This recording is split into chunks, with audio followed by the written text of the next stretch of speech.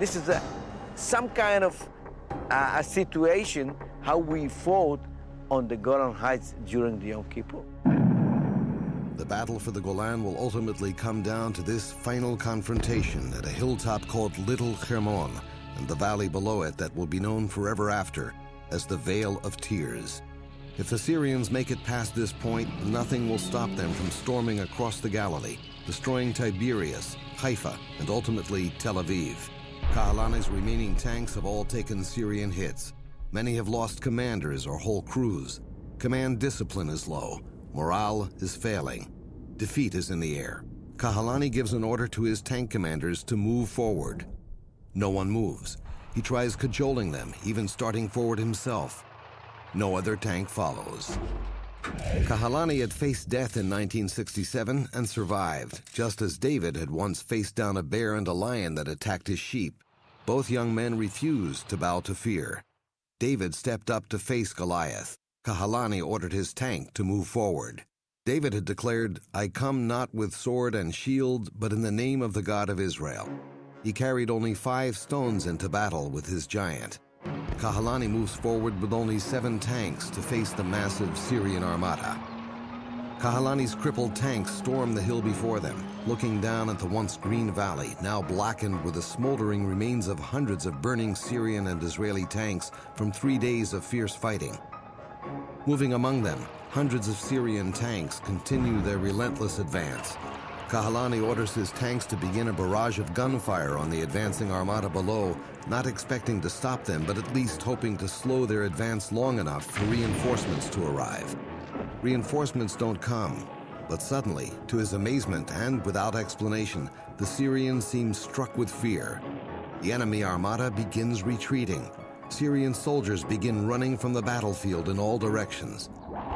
While Kahalani and his fellow soldiers are holding back the Syrian advance, they have no idea that they're part of another chain of events unfolding thousands of miles away from the battlefield, that many say is the real miracle story of this war.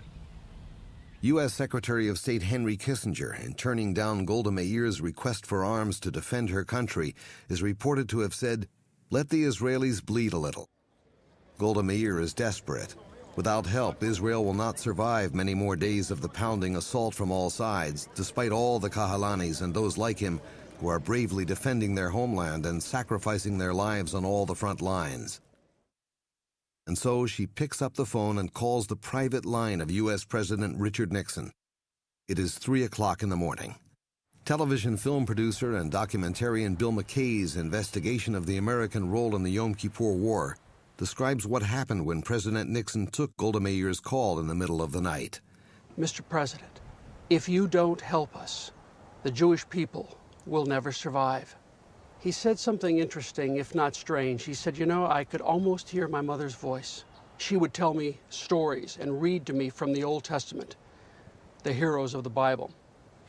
And one afternoon she said, "Richard, someday you're going to be in a position where you can help save the Jewish people. And when that day comes, you must do everything in your power." And he said at that moment, I realized, maybe for the first time in my presidency, why I had become president of the United States. It was the largest airlift of armaments since World War II. The president kept his word. Everything Golda asked for, she got. Every weapon, every vehicle, every piece of equipment, and all the ammunition to operate them. A virtual arsenal airlifted overnight to Israel's front lines. And many military experts credit that decision, that request, at that moment, as the essential element that saved Israel from destruction. In another striking parallel to David in the Bible, Richard Nixon turned aside the Goliath of indifference to Israel in his government, faced down a powerful Secretary of State who would turn against him, and accepted the threat to his own presidency to save Israel in its hour of need. Before it was over, the Yom Kippur War demonstrated one of the most incredible turnaround victories ever recorded in military history. For his bravery and valor in the Vale of Tears, Avigdor Kahalani was dubbed a hero of Israel and received the nation's highest accolade for courage in the defense of his country. He would only say that his men fought well and that it was a miracle that saved Israel that day.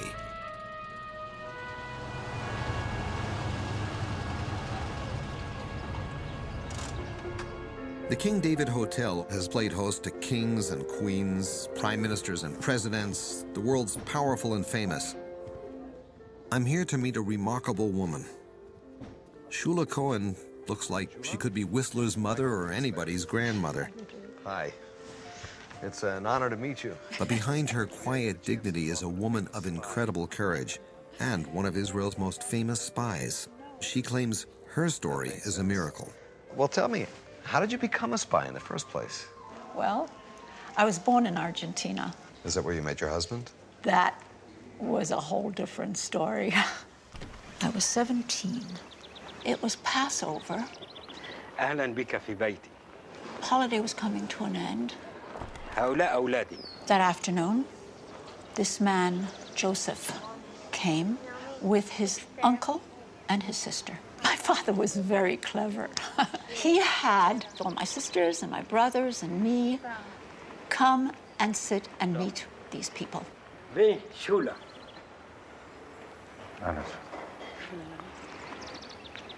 أي بنت لطيفة عندك.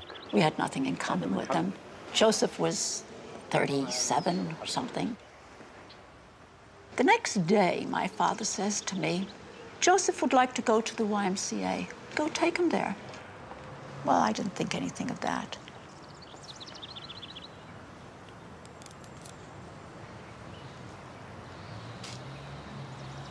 When we came home, my mother was preparing a big party. And I saw my aunt, my friends, were all there.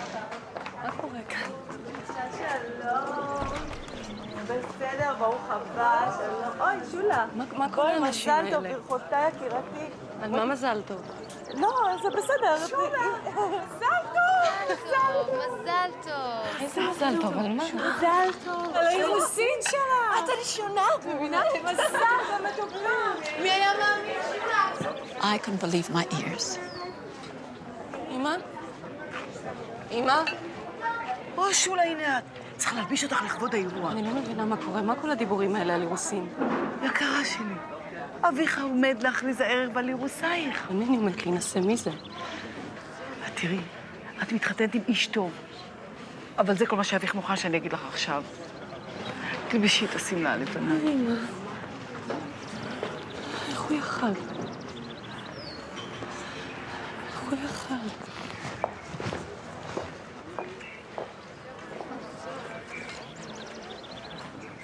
He had broken the Jewish law by not asking me first.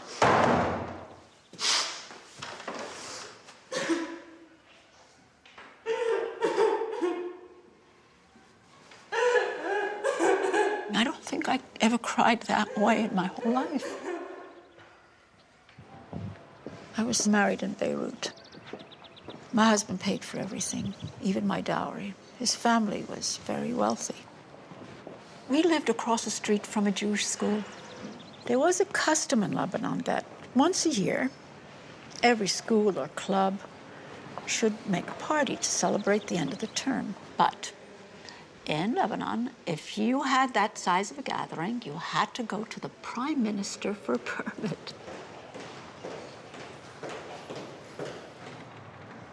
I don't know why, but when I saw him, I felt as though I was looking at my father. He was such a lovely man and warm. Maintenant, comment puis-je? Monsieur le Président, je suis Shula Cohen, je suis juive et mariée. Je suis ici pour le compte de l'école juive, afin d'obtenir une permission pour la fête de fin d'année de celle-ci. Les responsables de l'école pensent que vous n'accorderez pas cette autorisation. Mais je leur ai dit que vous êtes un homme honorable. Que je vous viendrai vous la demander. C'est pour cela que je suis ici. Quelle est votre réponse, monsieur? Écoutez, madame, ce n'est pas la première fois que l'école obtient la réponse. Chaque année, vous venez ici. Chaque année, vous l'obtenez. Tout ira bien. Nous ferons pour vous comme chaque année. Merci beaucoup, monsieur le Président. Je ne vous prendrai pas plus de votre temps. Madame Cohen? Oui, monsieur le Président. Votre autorisation sera prête dans 2 jours. Cela fera une différence pour vous de ne pas revenir me voir dans mon bureau? Non, absolument pas, avec plaisir.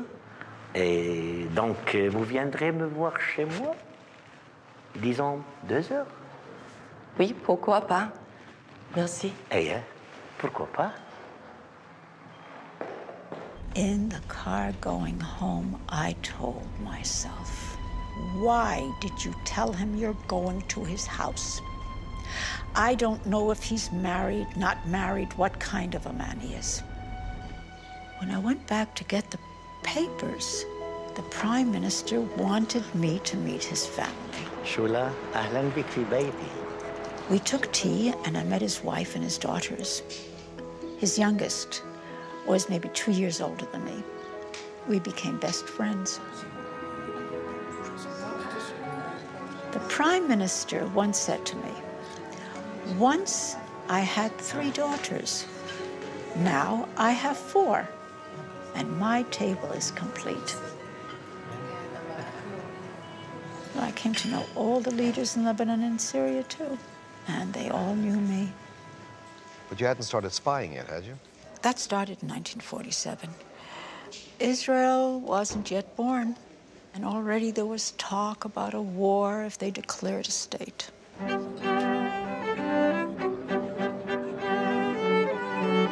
That Christmas, 1947, the Prime Minister had a big Christmas party. It was something he did every year. The who's who of Lebanon and Syria were there. Prime Minister's wife and daughters were there. And of course, there was Shula. The one Jew among all those Arabs.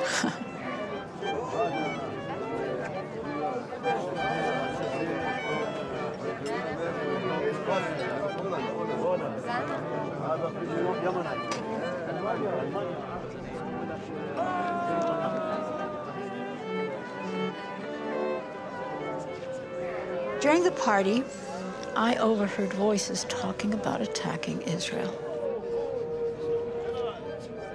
They were the top generals from Lebanon and Syria, and they were preparing 2 attacks on the Jews in Palestine. It wasn't Israel yet. I heard when, how, every detail. I began to tremble. Inside, I was praying. God, what if I am hearing is going to happen?